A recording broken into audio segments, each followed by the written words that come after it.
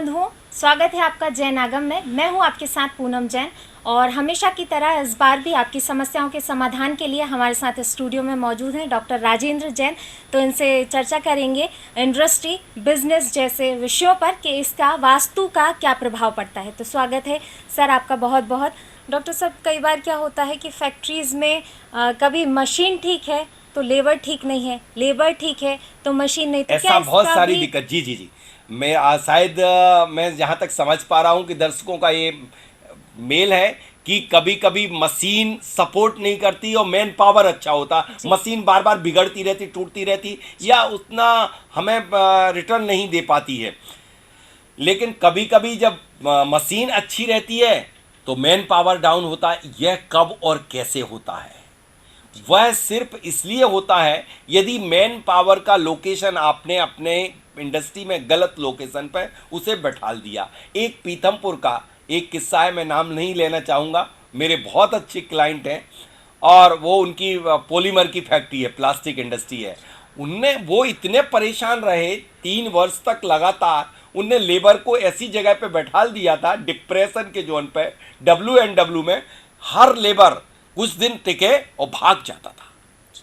अब यदि हम ऐसे जगह पे बैठा देते तो लेबर सपोर्ट नहीं करती। मशीन कितनी बढ़िया ब्रांडेड ISO मार्क की आप लगा दो, आप कितनी क्षमता का, तो लेबर। अब इसके विपरीत में जाता हूं। अभी मैंने एक उज्जैन में विजिट किया तो एक छोटे से प्लांट से वो काफ़ी बड़ा हुआ, बहुत उसकी प्रोग्रेस हुई। लेकिन उसने क्या किया कि उसके कुछ पार्ट में एक मशीनरी ठीक करने वाला व्यक्ति आया और उसने पार्ट कुछ डाले और वो 2 दिन तो चली, उसके बाद वो पूरी की पूरी मशीन ने चलना बंद कर दिया। उसके इतने ईमानदार, समर्पित, डेडिकेटेड उसके एम्प्लॉय, सब कुछ, वो कहें कुछ क्या पता क्या हो गया। जैसे ही वो व्यक्ति ने कुछ किया है, जो कुछ भी जैसे हुई हो, उस पर्टिकुलर लोकेशन की जहाँ पर वह मशीन लगी हुई थी वहाँ की एनर्जी डिस्टर्ब हुई।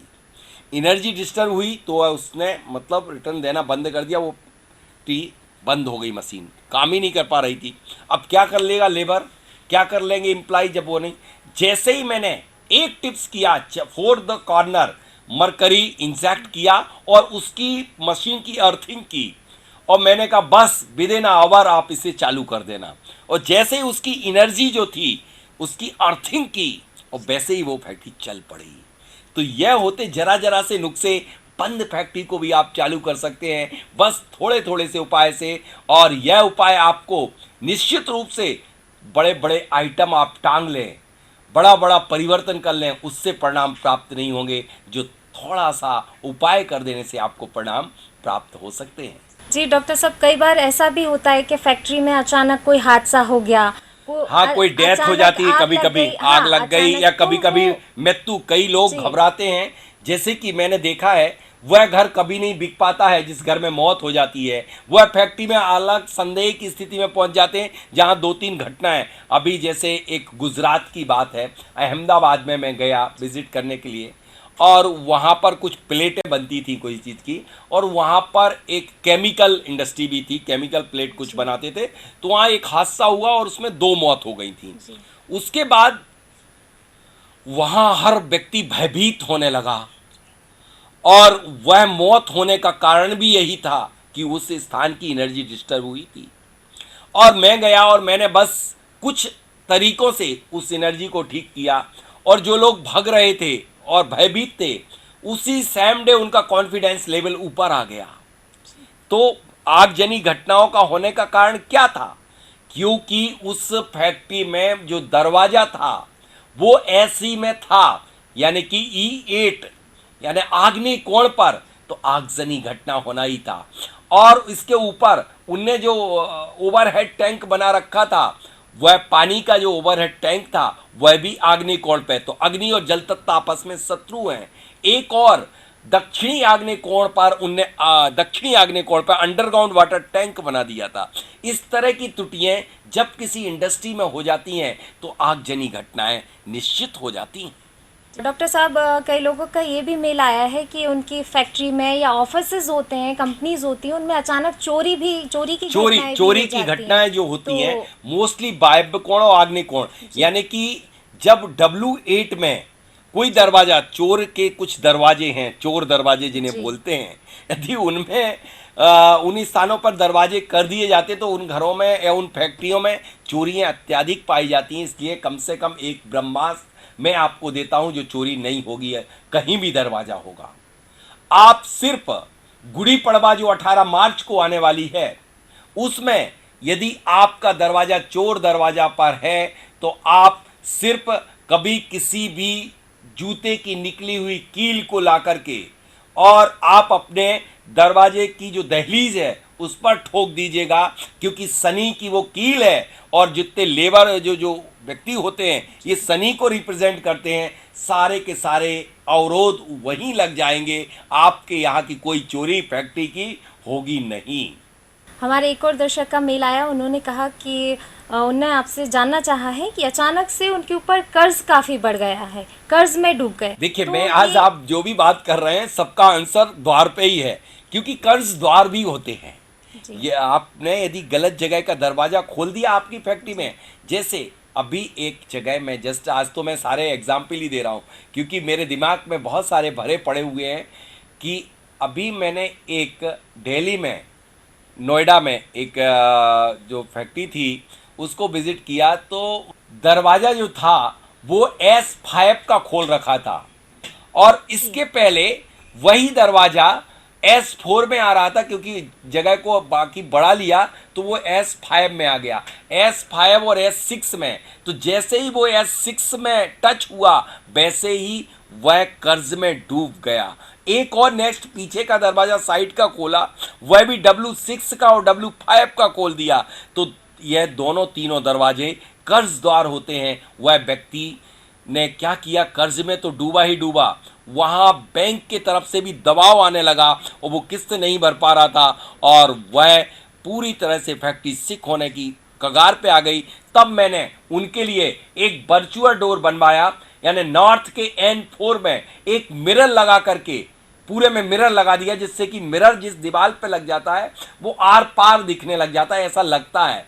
और N4 जैसे ही खोला बल्लाट द्वार, वैसे ही बैंक थोड़ा सा नरम हुआ और उनके कुछ जुगाड़ बने और वह आज अच्छी स्थिति में आने लग गए। इस तरह से छोटे छोटे बातों को ध्यान में रख करके हम अपनी वास्तु को ठीक कर सकते हैं, अपनी इंडस्ट्री को लिए भी चला सकते हैं और अपने टारगेट को प्राप्त कर सकते हैं। मैं तो कहता हूँ इंडस्ट्री डाल रहे हैं आप तो आप भाग्यवादी हैं, लेकिन उस भाग्य के साथ साथ आपको 5 तत्वों का भाग्य के साथ चलना पड़ेगा। सृष्टि के 5 तत्वों के साथ यदि आप कार्य करेंगे तो वह आपके लिए साथ भी कार्य करेगा। डॉक्टर साहब, मैं ये जानना चाहूँगी आपसे कि विजिटिंग कार्ड, जैसा कि अभी आप विजिटिंग कार्ड की आपने बात की थी, तो क्या विजिटिंग कार्ड का भी हमारे जीवन में महत्व होता है वास्तु के अनुसार अगर देखा जाए तो?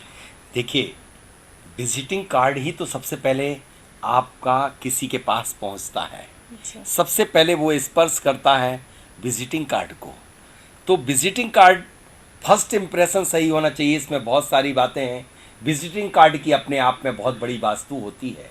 कौन सा कार्य कर रहे हैं, पहले तो इसकी आय होती है, यानी length into width divided by 8, remainder is 5। व्यापार के लिए 5 की ग्रोथ। एक दुबई का एक व्यक्ति था और जो कि उसके सारे आर्डर हुए लेकिन सब कैंसिल हो गए, लेकिन मेरे यहाँ से एक ट्रेनिंग लेके कोई व्यक्ति गया और वो एम्प्लॉय बना। उसने कहा एक काम करिए सर, आपका कार्ड दीजिए, और वो देखा तो 0 आय बन गई थी। उसका नाम नवनीत, हाँ इंजीनियर नवनीत, केमिकल इंजीनियर था, और उसने सिर्फ आय को चेंज किया, 5 की आय की, और जो ऑर्डर कैंसिल हो गए थे उन्हीं को फिर से जाकर के वही कार्ड दिया। तो उन्हीं लोगों ने जो डिमांड पहले की थी उससे 1.5 गुनी ज़्यादा की और वही सब मेटलाइज हो गया। तो कितना बड़ा फर्क पड़ता। इसकी बहुत बड़ी वास्तु है जो कि मैं एक पूरा एपिसोड विजिटिंग कार्ड पे बना चुका हूँ आपके लिए। आपका लेटर हेड, आपका विजिटिंग कार्ड, आपका साइन बोर्ड, ये सब बहुत महत्व रखते हैं। आपने डिस्प्ले अपना कहाँ किया हुआ है, ये बहुत बड़ा महत्व रखता है। आपने अपना जो फिनिश गुड कहाँ रखा है। यदि फिनिश गुड कभी कभी लोगों के रुक जाते हैं। इंडस्ट्री में क्या होता है, कई लोगों के मैंने देखा कि उनने बना के तैयार किया लेकिन गलत जोन में रख दिया। अभी मैं रेडीमेड इंडस्ट्री में गया और वो हौजरी की जो ये टी शर्ट वगैरह वो मैन्युफैक्चर करते थे। मैंने कहा ये वाला पार्ट आपका, ये माल बिकता नहीं होगा। बोले आप कैसे कह रहे हैं इस बात को? मैंने देखा वो गलत जोन पे रखा हुआ था। मैंने कहा यहाँ से उठाइए आप और पर्टिकुलर इस जोन में रख दीजिए, अट्रैक्शन के जोन में। जैसे ही रखा और विद इन अ मंथ उनका वह माल आधा निकल गया, जो 2.5 ईयर से माल को कोई सूंघ भी नहीं रहा था, देख भी नहीं रहा था। इस तरह से जोन का अपना अपना प्रभाव पड़ता। अब आप कहेंगे जोन कहाँ से बनते? Zone mean to say that कि उस पर्टिकुलर जब कोई भूमि होती है उसके चारों तरफ जो 32 देवता बैठते हैं, उन देवताओं के अलग अलग कार्य हैं। किसी का मंथन का, वहीं वहीं घुमाने का, किसी का बाहर निकालने का। जिस तरह से आप एग्जिट क्यों लगाते हैं, एग्जॉस्ट फैन क्यों निकालते हैं, लगाते हैं? क्योंकि आप वहाँ की जितनी भी एनर्जी रहती है उसको एग्जॉस्ट कराते हैं। ठीक इसी तरह से कुछ एग्जॉस्ट लगे रहते हैं देवताओं के। किसी को स्वादिष्ट भोजन देना अच्छा लगता है, किसी को सारा हड़पने को अच्छा लगता है। इस तरह से उन देवताओं के अकॉर्डिंग हम वर्किंग करेंगे तो निश्चित रूप से हमें परिणाम भी अच्छे प्राप्त होते हैं। इसी तरह से हम वास्तु के अकॉर्डिंग, एलिमेंट के अकॉर्डिंग, विजिटिंग कार्ड भी देखिए मैंने इसमें पांचों तत्वों के 5 रंगों का प्रयोग किया हुआ है इस विजिटिंग कार्ड में। आय के अकॉर्डिंग बनाया है, नाम कहाँ लिखा, प्रोडक्ट कहाँ लिखा, या फिर अपना डिग्री कहाँ लिखा, सबका अपना अपना महत्व है। सेंटर पार्ट को मैंने खाली छोड़ा हुआ है। ब्रह्मस्थल यानी नाभि पे यदि आप अपना नाम ही रख देंगे तो डूब जाएंगे। जी डॉक्टर साहब, जैसा कि मैं देख रही हूँ इस विजिटिंग कार्ड में अलग अलग रंगों का आपने प्रयोग किया है। वो जिस एलिमेंट, जिस दिशा के लिए जो एलिमेंट का वास होता है उस कलर को मैंने दिया। जैसे आपने काजल आंखों में लगाया और मैं कहूँ गालों में लगा लें तो फिर कैसे लगेंगे बताइए? यही तो वास्तु है। जिसे मुख का कार्य खाने का है, तो आप भोजन आप एक दिन मुख से ना करके नाक से करें तो कैसी स्थिति निर्मित हो जाएगी? यही तो मैं कह रहा हूँ, जो एलिमेंट का जो लोकेशन है वही कलर और वही सब कुछ जो है कार्य करे तो आपको सफलता प्राप्त होगी। तो ये कलर जो है हर व्यक्ति के लिए अलग अलग रहेंगे या ये हर दिशा का अपना अपना कलर होता है। जैसे इसमें हमने ईस्ट में, नॉर्थ में ब्लू, ईस्ट में ग्रीन, साउथ में red, pinkish red, and west and south west में मैंने येलो कलर का इस्तेमाल किया। ब्रह्म स्थल पे हमने आकाश तत्व यानी वाइट कलर का इस्तेमाल किया हुआ है। तो इस तरह से ये 5 तत्वों का सम्यक संतुलन है। जब तक देखिए आपका शरीर 5 तत्वों से निर्मित है, पूरी सृष्टि 5 तत्वों से, सृष्टि का एक हिस्सा आपकी फैक्ट्री, आपका भवन है, तो उस दोनों में मतलब सामंजस्य कैसे स्थापित होगा?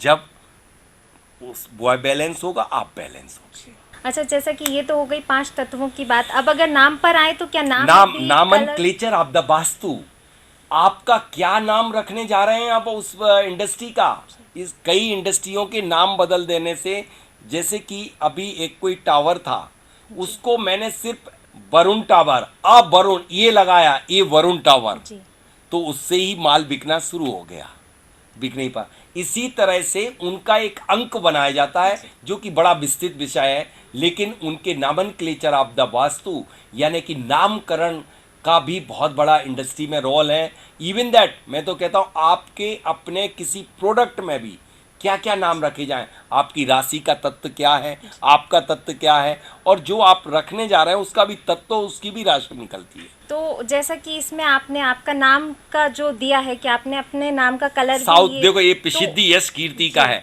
तो मैंने इसका नाम बड़ा जियो वास्तु जो लिखा वो साउथ लोकेशन में लिखा है, जिससे कि यह जियो वास्तु फेमस हो। दोस्तों आज के लिए बस इतना ही, पुनः मिलेंगे अगले एपिसोड में। आप सभी के लिए सादर जय जिनेंद्र।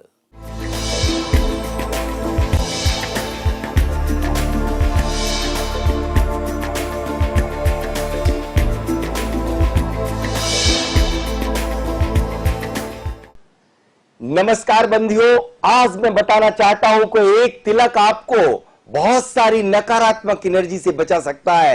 एक तिलक आपको आपकी वार्तालाप को सफल करा सकता है। एक तिलक आपको आप किसी भी आप एक इम्तिहान देने जाएं तो आपको सफलता दिला सकता है। यदि एक तिलक आपके लिए बिगड़े हुए कार्य को बना सकता है, वही तिलक आपके लिए सबसे बड़ा वशीकरण का काम कर सकता है।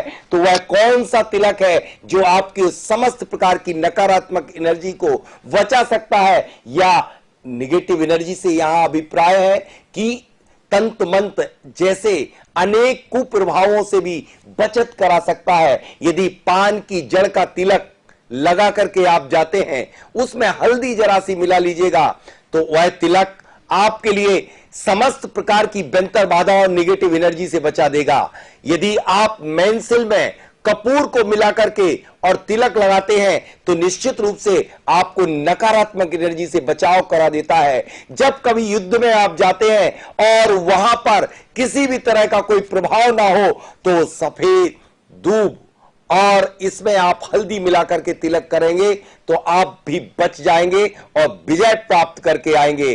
और एक तिलक मैं बता रहा हूं, जिस तिलक के लगाने से व्यापार में बैठो तो व्यापार में खूब दुकान चलेगी, यदि किसी मिलने जाए, मीटिंग करने जाए तो मीटिंग सफल होगी, और वक्ता के रूप में मंच पे यदि आप स्पीच दें तो निश्चित रूप से आपकी तरफ लोगों का ध्यान आकर्षित होगा। तो वह है सफेद आंकड़े की जड़ को घिस करके सफेद चंदन में के साथ और बच के साथ तीनों को मिला करके और इस अंगुली से तिलक करके जाइएगा, तो निश्चित रूप से आपको सफलता प्राप्त होगी। इसके बाद यदि दूसरा साधारण सा उपाय बता रहा हूं, यदि कोई आपको व्यक्ति आपका कहना ना मानता हो, उधारी लिया हो पैसा वापस नहीं देता हो, आप तिलक लगाएं, सफेद अकौआ की जड़ और हल्दी को दोनों को घिस करके इस उंगली से सांस को खींच करके और नीचे से ऊपर की तरफ, ध्यान रखना दोस्तों, तिलक हमेशा नीचे से ऊपर की तरफ जाता है। यदि तिलक ऊपर से नीचे की तरफ आता है तो सफलता नहीं दिलाता है। तिलक किस आकार का बनता है, उस आकार पर भी निर्भर करता है आपकी सफलता असफलता। इसलिए दोस्तों, यह तिलक आपका सब कुछ करा सकता है, बशर्ते कि तिलक यदि किसी के लिए अपनी बात मनवाने के लिए लगाया जाए तो चंद्र स्वर में लगाया जाए, और युद्ध में विजय प्राप्त करने के लिए जाए तो अंगूठे से तिलक को सूर स्वर में लगाया जाता है। यदि वार्तालाप किसी से करते हैं और उस वार्तालाप में भी आपकी बात को मान लिया जाए तो सब सरसों और देवदारू को पीस करके गोली बना करके अपने मुख में रख लीजिए, जिससे भी आप बात करेंगे वह आपका बिल्कुल से पूरी तरह आपकी बात को मानेगा तो ठीक, आपके पीछे अंधा हो जाएगा। इस तरह से यह तिलक आपके लिए आपके कार्यों में, आपके व्यापारिक कार्यों में सफलता दिला सकता है।